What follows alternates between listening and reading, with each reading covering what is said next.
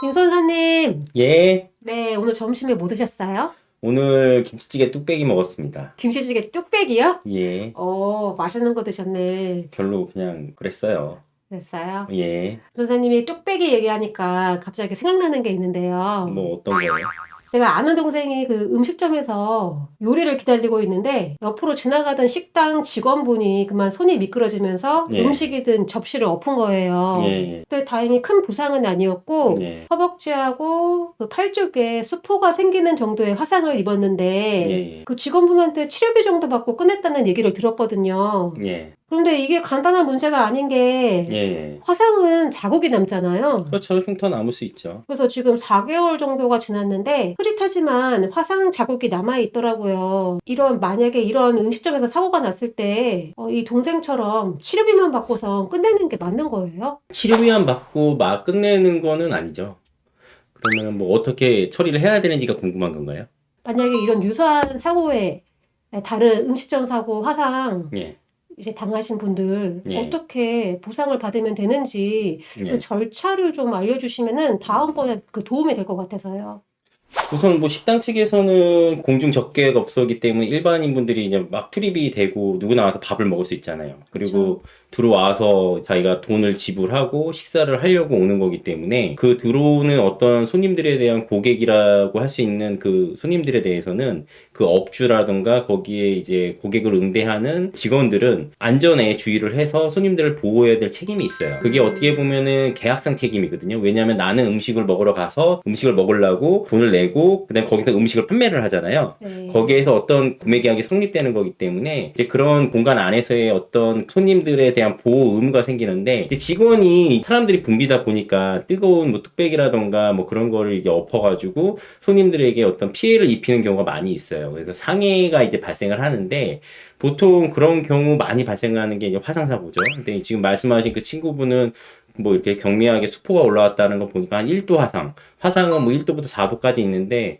화상이 이제 좀 문제가 되는 거는 치료 기간도 길고 사람의 체질적인 부분에 따라서 다 치료가 됐다 그래도 그 화상의 흔적이 흉터가 좀 사람마다 차이가 발생할 수 있다는 얘기죠. 예.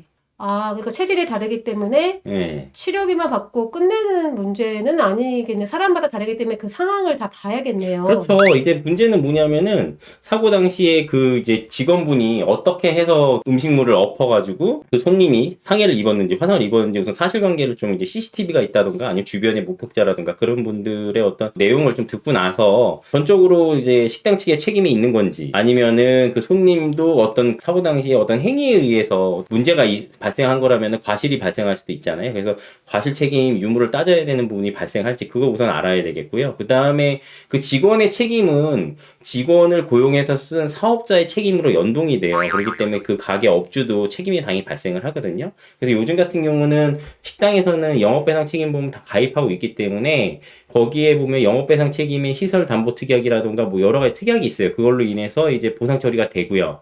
중요한 거는 화상의 위치가 뭐 팔 쪽에 있는 이 전환이라던가 아니면 무릎 아래에 어떤 정강이 쪽 그쪽에 이제 노출이 되는 부위잖아요. 그다음에 얼굴, 목 부위 이런데 이제 외모 쪽에 어떤 흉터가 크게 남게 되는 경우에는 이제 성형 수술을 해도 치유가 안 되고 계속 흉터가 남는 경우, 추상장애까지 인정되는 경우가 있기 때문에 생각보다 보상 범위가 넓어요. 근데 그 아까 말씀하신 그 친구분께서는 경미한 어떤 그래도 1도 화상, 소 정도가 발생한 경미 화상이라면은 우선 사업주한테 얘기를 하시고 나 이렇게 해서 사고가 나서 여기 지금 이게 안 좋다. 병원 가서 우선 진단서는 끊을 건데 보험 접수를 해달라 이렇게 얘기를 하신 다음에 보험 접수가 되면 보험회사로부터 뭐 치료비하고 그 다음에 위자료, 그 다음에 뭐 병원에 왔다 갔다 하는 교통비 그런 부분들은 받을 수가 있어요. 경미한 사고를 하더라도 위자료 같은 경우는 보험회사마다 위자료 산정 기준이 이제 경미한 사고에서 다 틀리기 때문에 딱 정해진 건 없는데 그렇게 크진 않죠. 하지만 이제 추상장애 아까처럼 흉터가 영구적으로 남는 큰 어떤